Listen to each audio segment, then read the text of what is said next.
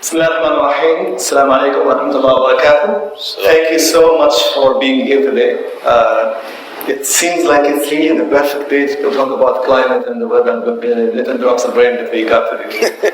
And also because we have really great guests and I'm so interested in hearing their views on our topic today.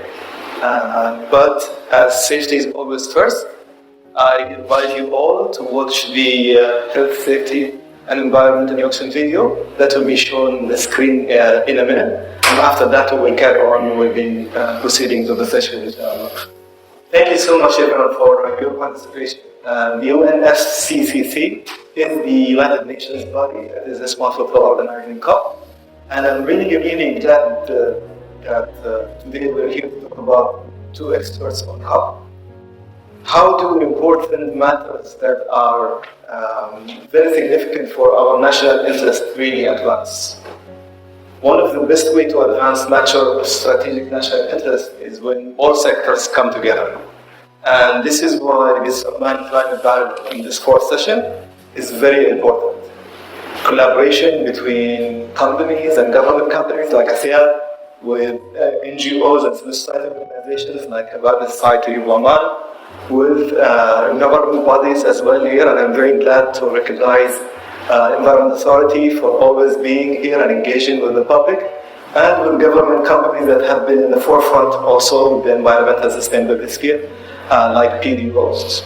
All of these sectors coming together is the only way that we will make any progress in matters of strategic national importance to the country, such as climate affairs. And I really commend ASEAN and ESO for making effort to bring us together and open this up to the public. And I think the little gentleman agrees with me. And I'm very happy because I personally recognize the value that I have of my two colleagues today on the panel. Dr. Saeed Al-Sami, he has been in the area for a very long time, in his expertise and experience span from not only climate affairs but also the environment, and he has been leading the government interactions and negotiations that are related to international climate agreements. And I remember that the first time I met Dr. Saeed, I told him that I am a person who is interested in climate. I did not know his role, and I didn't know how busy he is as the chief negotiator of the Sultanate of Oman at the time. He took time, he sat with me, and he told me a lot about negotiations and about how governments go about negotiating climate affairs, and I really appreciate it. And only a few months later that I know that he is, and I'm very proud of him that he was the head of the negotiation team of the Sultanate of Oman. So him being here, I hope that you guys will take advantage of it and know as much as possible about how do governments negotiate climate and environmental agreements. Thank you so much for being with us. And I'm also very, very proud that we have Bashmuhandis Muhammad Al-Shairi with us here. Bashmuhandis Muhammad has been leading a lot of the environmental efforts and mainly the environmental transformation policy of Petroleum Development Oman. He has been leading a lot of the environment and sustainability projects within PDO and also intersectional with other organizations from public and private sector as well. He has been involved also with the previous COPs. He has also helped me personally whenever we met him and we told him that we needed support. He never really says no. He always answers this phone even though we annoy him many times. But he recognizes the importance of cross-sectoral and also creating synergy between civil society, government, and private sector as well.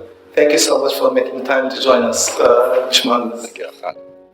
And today, the format is that we will share some thoughts and we will invite our panelists to share their thoughts on the topic of the day, which is the road to COP28 expectations and ambitions.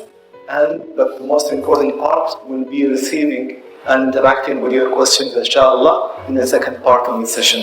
So let's go straight into it. I think it would be good if you also add something about yourself and involvement as a way of introduction before we go into the question? So Dr. Said, would you like to maybe share more information about yourself with the audience? Maybe older first, Muhammad. Age before beauty. Bismillah ar-Rahman ar-Rahim. Assalamu alaikum wa rahmatullahi wa barakatuh. Thank you, Khalid, for this invitation and for your introduction. My name is Said Al-Sarmi, and currently I work as a climate change affairs expert to the Environment Authority. I would like to go back to the beginning of my work and how it related to the climate. So it started in 1996 when I finished my initial forecasting course in the United Kingdom and came back as a meteorologist in the Oman National Weather Service. And I started working, analyzing the weather charts and producing, the weather forecasts and the warnings, bulletins for the public, for all the stakeholders. And this work showed me how important and how vital is the weather forecasting and the climate services to the general public. One incident that I didn't forget is being in duty during Ono cyclone in 2007. It was really a big event that made a lot of destructions and loss of life. Around 60 people died.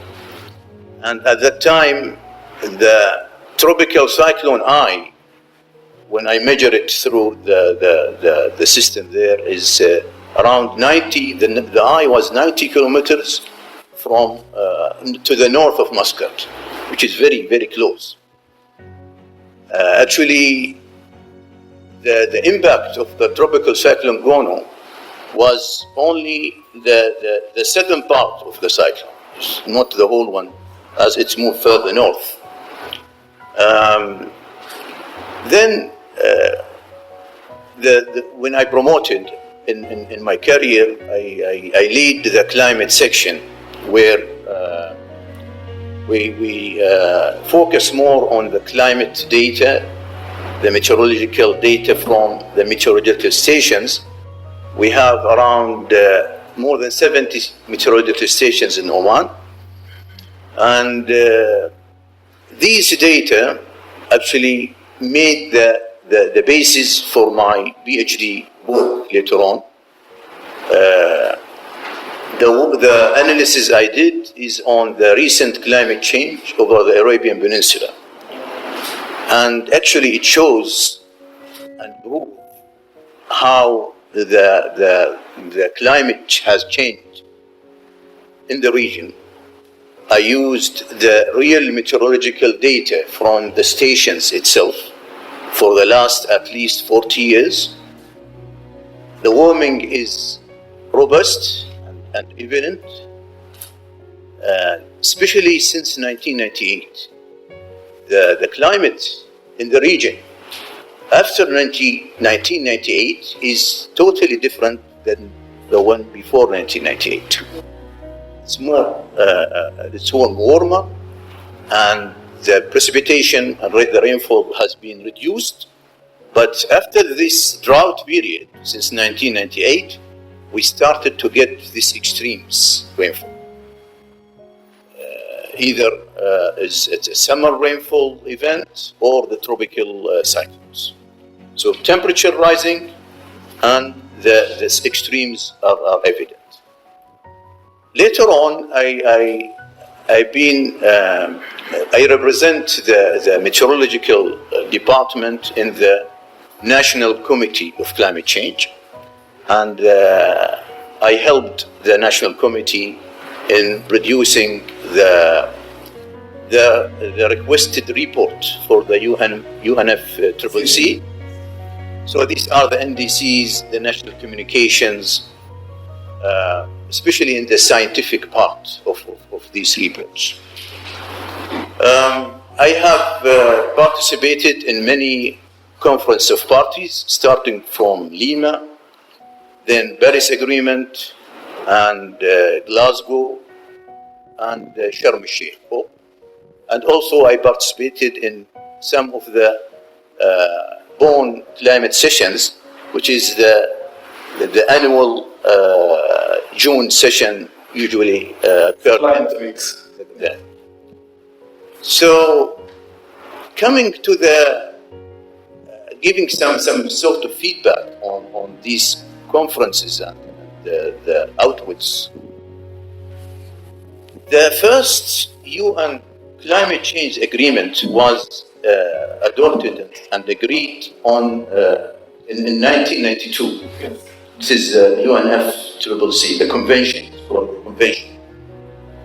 But looking into the last decade, after these 30 years of adoption, the last decade witnessed the highest ever concentration of emission in the whole, in the whole time.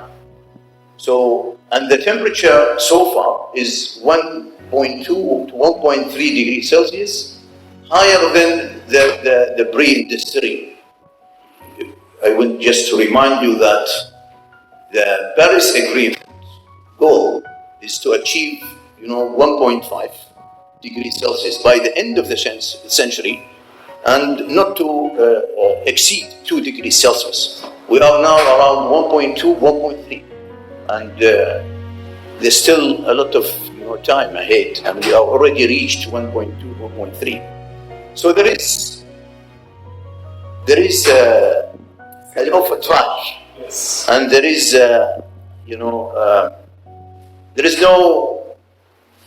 no succeed. There is no Breakthrough.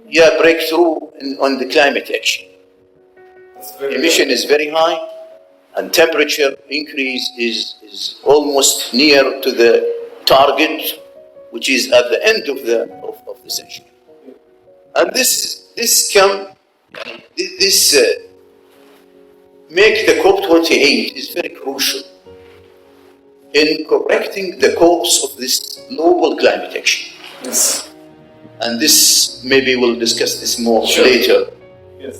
when we talk about this global stocktake and what is the idea and what we will expect more from the coming. Thank you, Dr. Said. Thank you for that great introduction, and also alluding to the importance of data and studying not only what's going on now, but the mega trends in climate for the past, in history. But perhaps if we go one step back, it would be great also to link your background to today's session, and also demystify what is it, what is really COP, and maybe shed some more light on what are the most significant international agreements that we should know about. The floor is yours.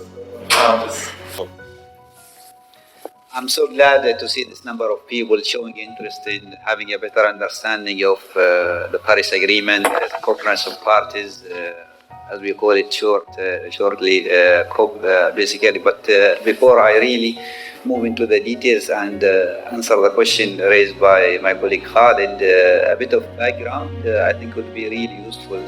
I guess we are really wondering what's the link between oil and gas industry, PDO, and the climate change.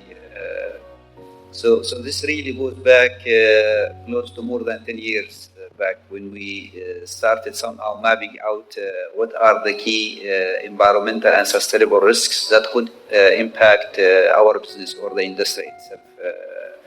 And of course, at that time, most of the focus really centers around the conventional environmental impacts like, the water pollution, the air pollution, noise pollution, you name it, soil, the groundwater pollution, and so on and so forth.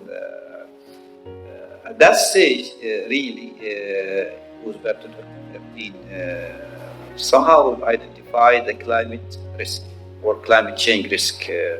We ended up prioritizing this climate change risks.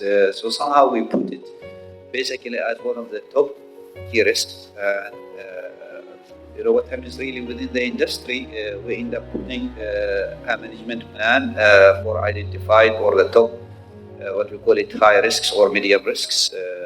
In other words, a plan somehow that involves a number of controls, measures, and mitigation activities. So when we took the plan to the management, somehow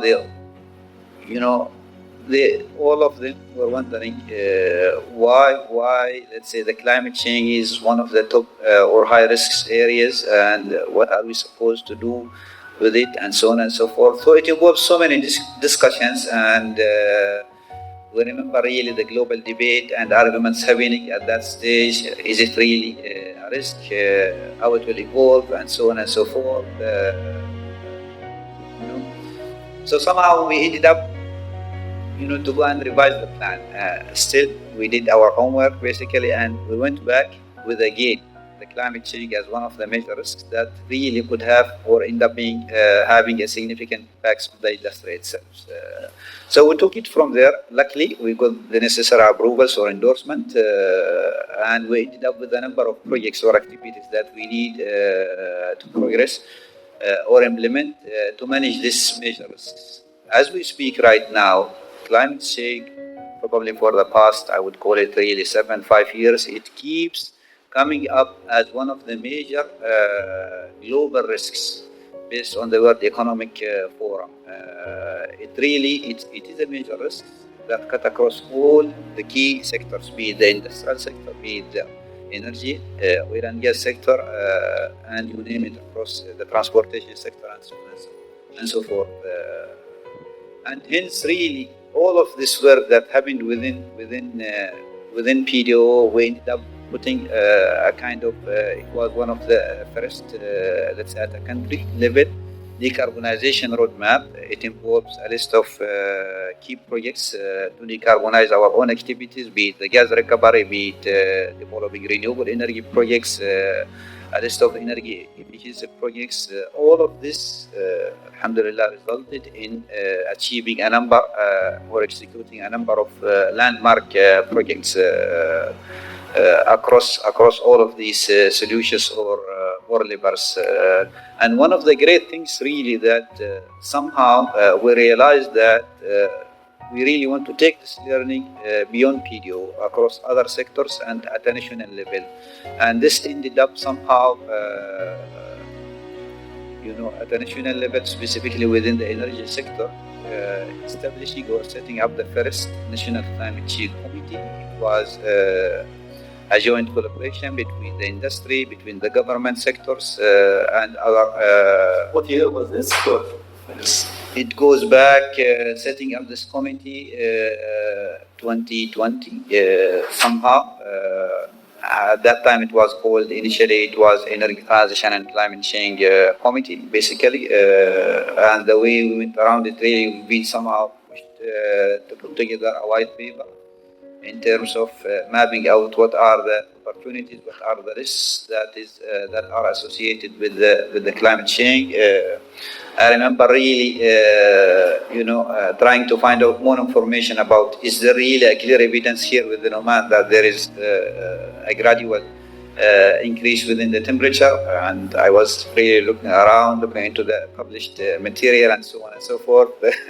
And somehow I got in touch with Dr. Saeed, who really helped me a lot in providing a very detailed data, related to tracking the temperature increase within Oman. It goes back to 1980.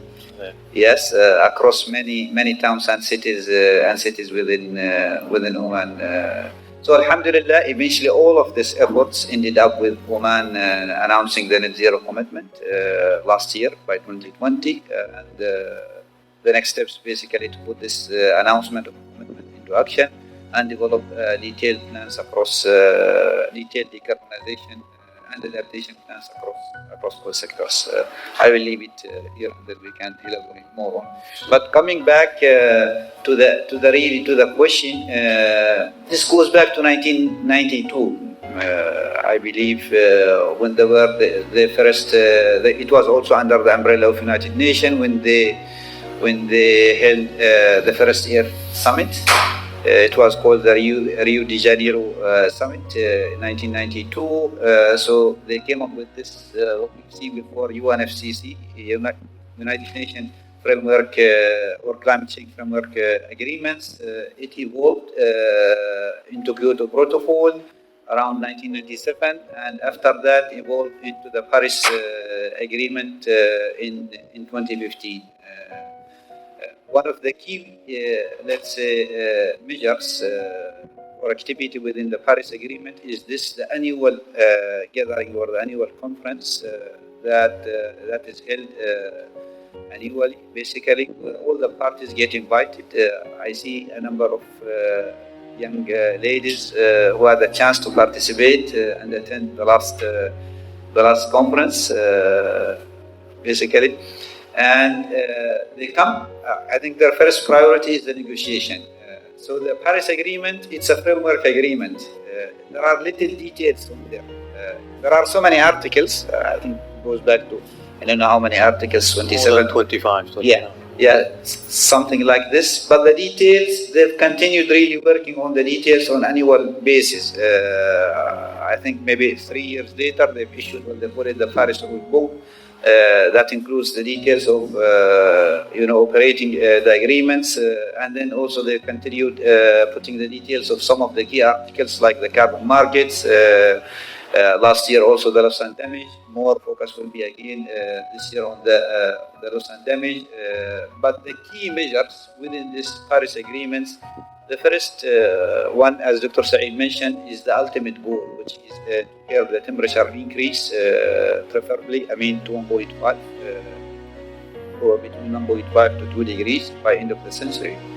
Then the national, what they call it, NDC, the National Determined Contributions,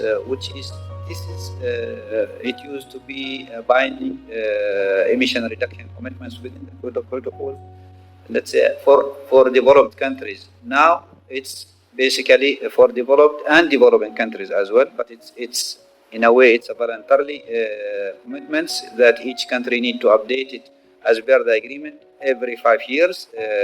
Oman, they did the update in 21, and there is some work going on really to update it further. I think it goes off now, the money. To update it further this year, or even or it might spill over to next year. So we talked about the NDC commitment. I think the other key measure basically is the finance, which is a commitment from developed countries to support developing countries to provide financial resources for them, to support them in implementing and adapting to climate change. And the other key measure or activity within this one is the periodic reviews and reporting, basically, be it the global stocktake that is happening this year, basically, or also the mandatory reporting requirements, which is a kind of health check on the progress of implementation within each thing. I guess I'll leave it here for the time being. Thank you so much, Bishwan Hamid. It seems that a lot of work has been done since 1992. And it would be great to know, now that the world has, over the past, since 1992, realized that climate change is a major risk. You're one of the closest people to evaluate how has the world response has been to this major risk. So what has your experience been in how the governments deal with this? What actually happens when there are these conferences of parties and these agreements?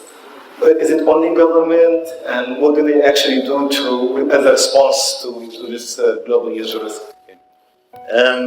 Before I answer this question, Khalid, I want just to elaborate one point Muhammad mentioned, which is that there are still some people who are denying this climate change reality. And they said that the climate change is happening since, hundred thousands of years. And so it's natural. Yes, it's true. It's true that the climate change has changing for hundreds of thousands of years and millions of years. But the problem with this recent climate change, the last 170 years, is that the increase of temperature and the rate of increase is so high, is unprecedented. Usually in this geological era, the temperature increase is just 1 degree in around 2,000 years. 2,000 years. But the recent climate change, the recent warming is, 1 degree has been risen in the last 100 years. Yeah. So here is the problem. This is where the scientists get more scared, and as you can see, the impact of this increase of 1.2 degrees Celsius now, we are almost 1.2, and 2023, this year, expected to be the highest, warmest year, since record. And you remember this strong heat waves impacted Europe and Canada and US and to the east in China. So we started to witness these impacts. So yes, the climate is changing from hundreds of thousands of years in the past, but the recent change is very high, and the trend is unprecedented. Regarding coal, it's a bit, there's some sort of like a fight between the developing and developed countries. And there are a lot of agenda in the heart of these agreements. And as Mohammed mentioned, these are repeated, agenda, mostly dealing with the mitigation. Mitigation is the reducing of emission over all the world. And adaptation is to increase the resilience of the communities. And also, there is an article on the means of implementation, how the parties will implement the agreements based on 3 pillars. First, the finance, 2 is the technology, and 3, the capacity building. Then another article focus on when Mohammed mentioned the loss and damage, which is the loss and damage happened because of the impact of the climate change. And all the countries, or is it the loss and damage? The most vulnerable. The most vulnerable. It's the most vulnerable. Yeah, and these are more in the developing countries. Unfortunately, the countries which are least in the emitting the greenhouse gases, they are the ones which are impacted strongly and heavily by the climate change. So the issue that the developed countries have not fulfilled their obligation and their promises. So they made commitments. Yes, yeah, this is a global commitment agreed by all the parties in this COPs. Yes. So according to the United Nations Framework Convention and the Kyoto Protocol and the Paris Agreement, the developed countries, they should provide the needed finance to support the developing countries in doing all the climate actions, either call it mitigation or adaptation or the compensation. Now we will talk later about the loss and damage fund maybe. And the response measure. Response measures means there are some countries like, for example, the GCC countries, they are all fossil fuel based economy countries. So if there is some sort of, actions to reduce, the demand, I mean, the decrease in the demand of these hydrocarbons, will lead to, will, of course, will affect the countries. So many articles in this agreement give some sort of consideration to these countries. But unfortunately, what we are seeing in reality, there is no much, consideration. And the shift which happened from the UNFCCC and Kyoto Protocol, where there is a legal binding commitment over the developed countries to reduce their emissions, they didn't, especially in the second period of Kyoto Protocol. So this leads to this, this situation.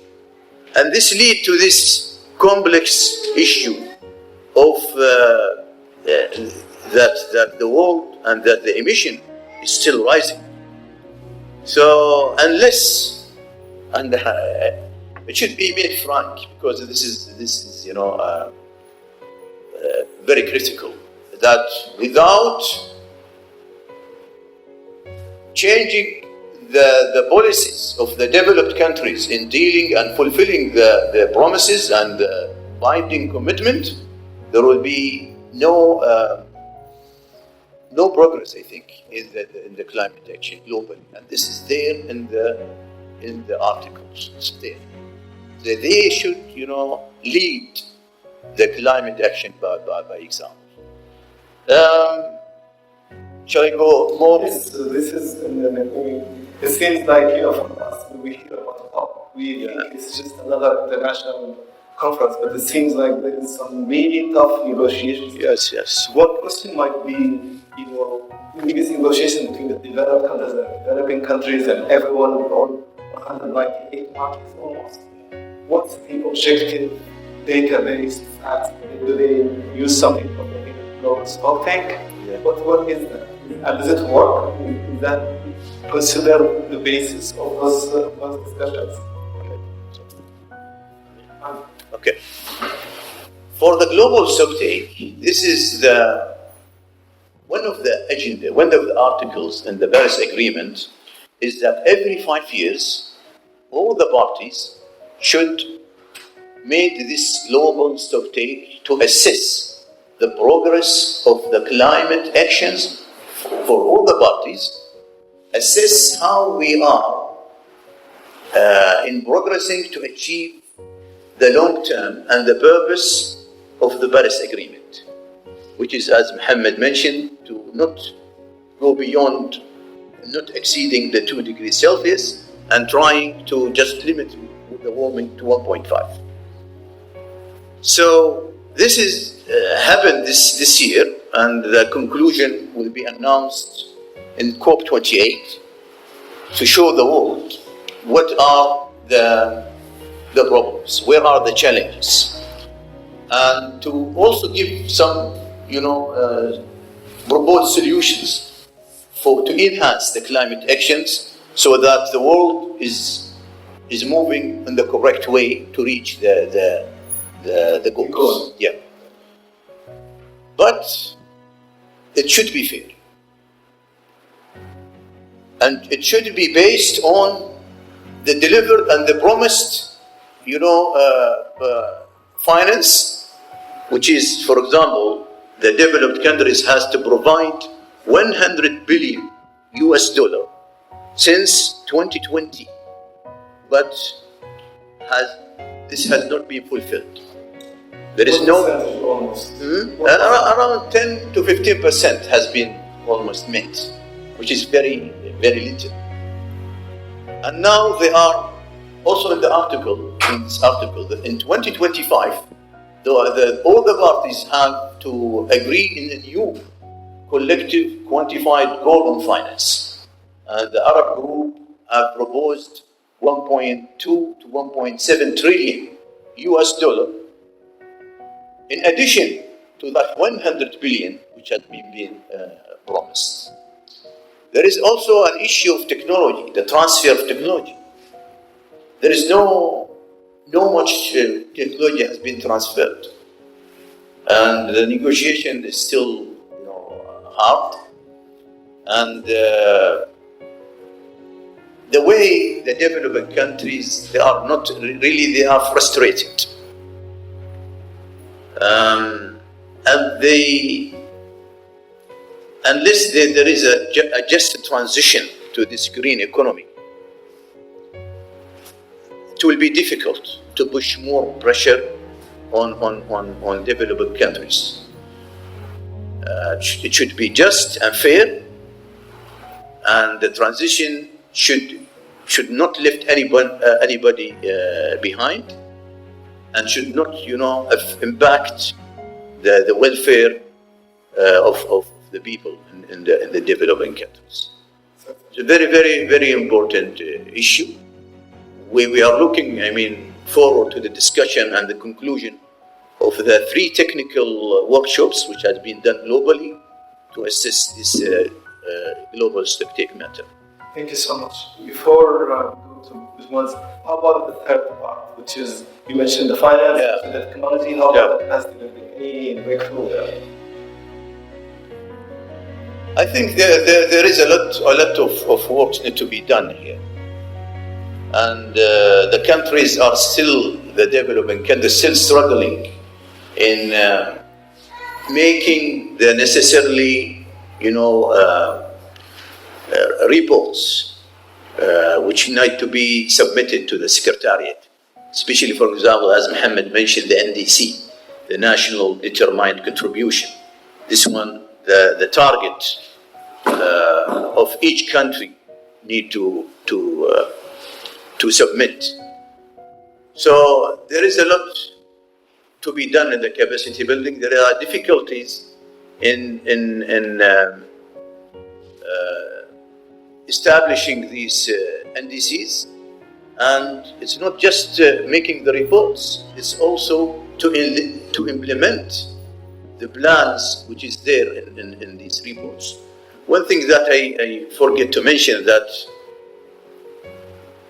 the convention and the Kyoto Protocol, they do not obligate the developing countries any sort of reduction of emission obligation. It is just voluntary. But when it comes to Paris Agreement, this shift happened. So now each country in the world has to submit such an NDC to represent some sort of, contribution to reduction of the mitigation. And if you do not? It's from its name. It's a naturally determined. So it's based on the capabilities of the country. The country should not go beyond its capability.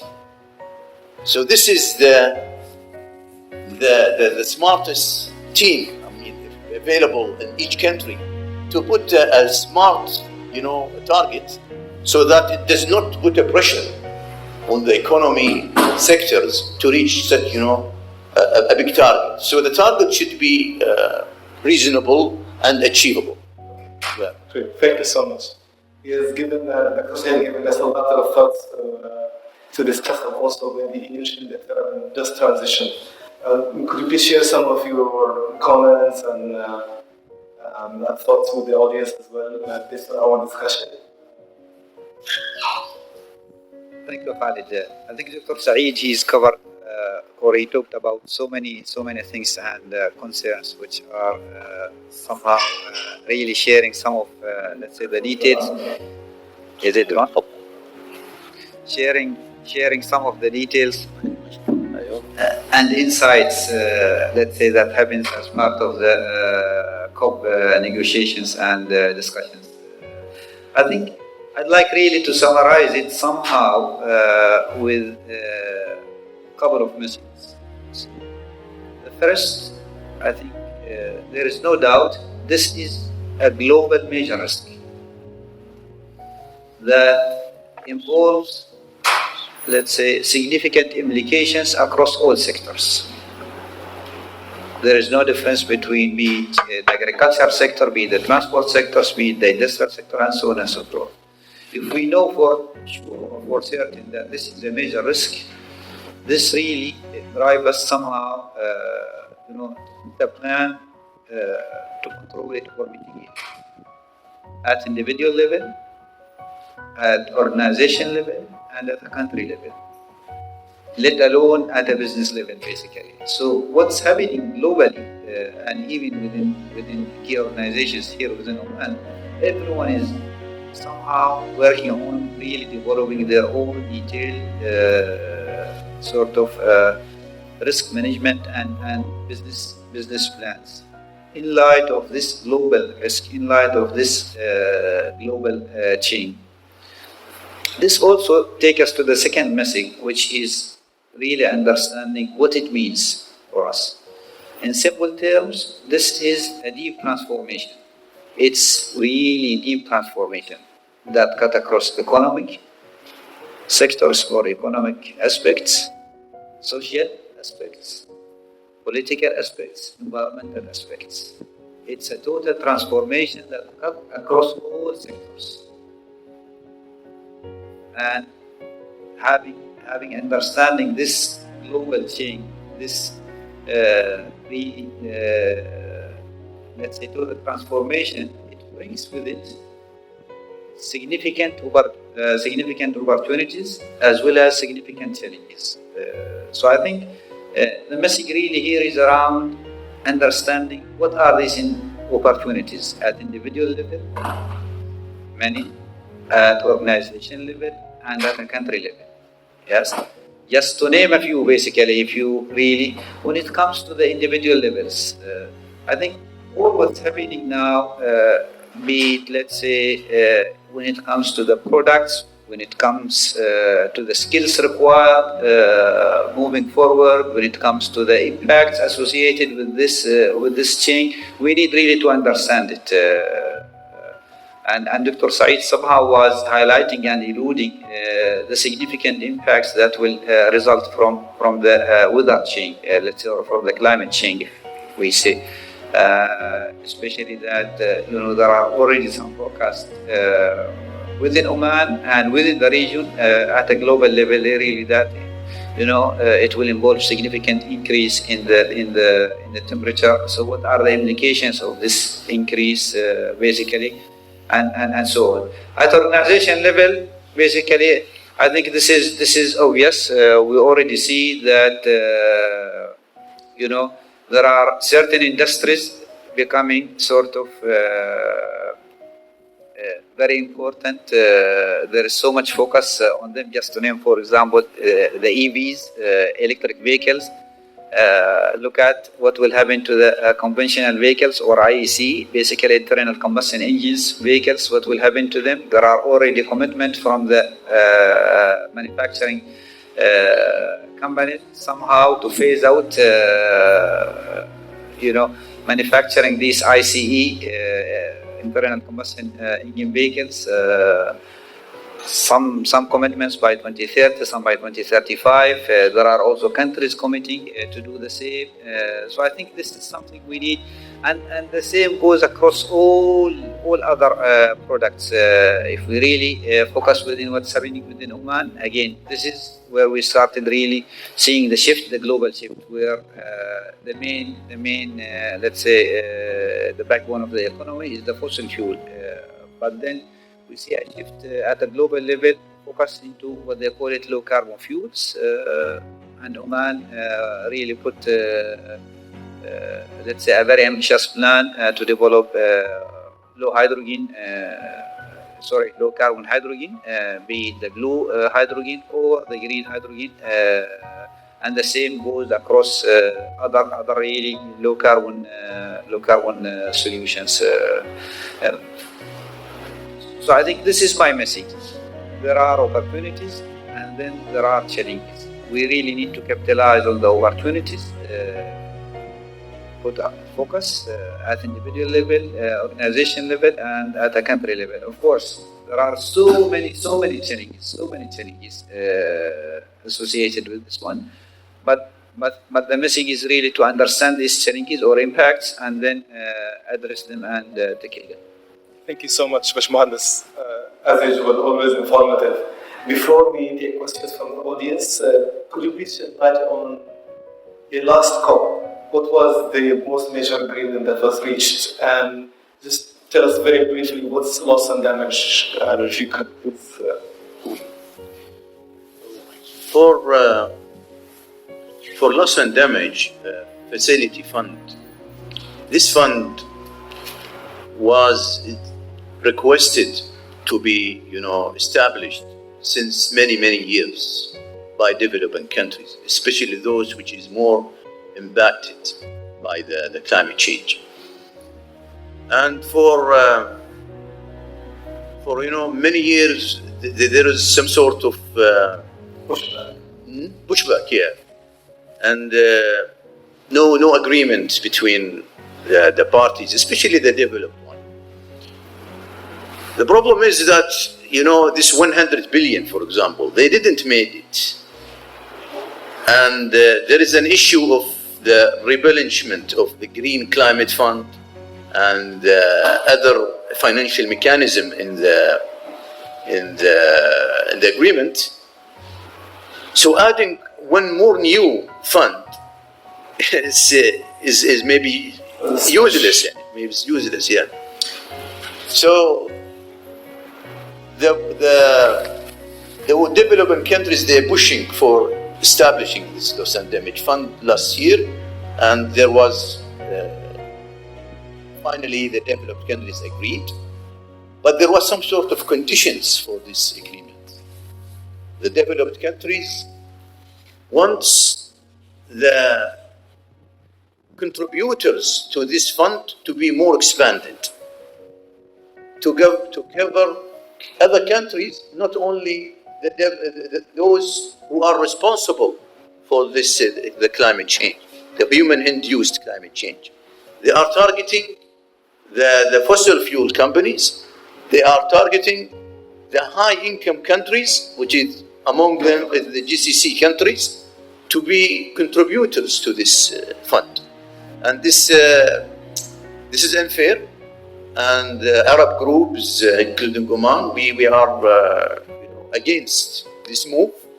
So we are developing countries. We are not emitting too much.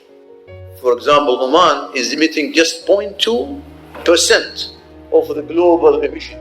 It's just is nothing. So the Transition Committee for Loss and Damage Finance Fund, they will provide a conclusion and a report for the Conference of Parties in the COP28 and see how it goes. There was a meeting, I think, last week, a workshop for this Transition Committee for Loss and Damage Finance and Facility, and the developed countries push on Saudi Arabia to agree and to provide funds for this, facility, for loss and damage facility.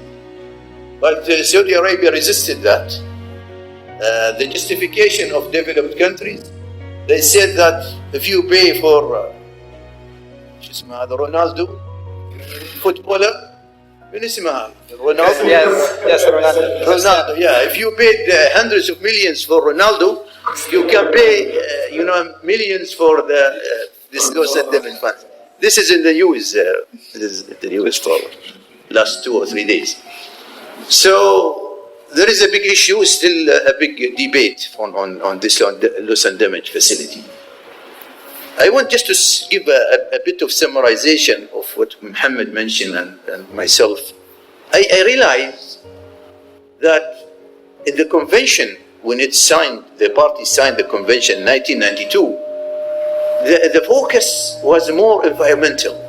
So the world feel that there is an issue with the climate, and it's for the sake of, for the good sake, for all. Yeah, for the planet. But later on, we realize there is some sort of economical and political agenda behind, this agreement and behind some of the decisions made. For example, you asked me, Khalid, how has the developed countries pay for the 100 billion. I told you 15 to 20%. Out of this 15 to 20%, most of them are loans. Loans with high interests. So there is a big debt for the developing countries to receive such, loans. It's loans. While the agreements asked for a grant base. It's for helping. Exactly. Not for adding. Not adding more burden on the developing countries. So, I stop here. Thank you. Everyone, please join me in thanking Dr. Saeed Sami, climate expert, Environment Authority. And also our good friend, Engineer Mohammed Al-Shairi, climate change and sustainable development at DDO.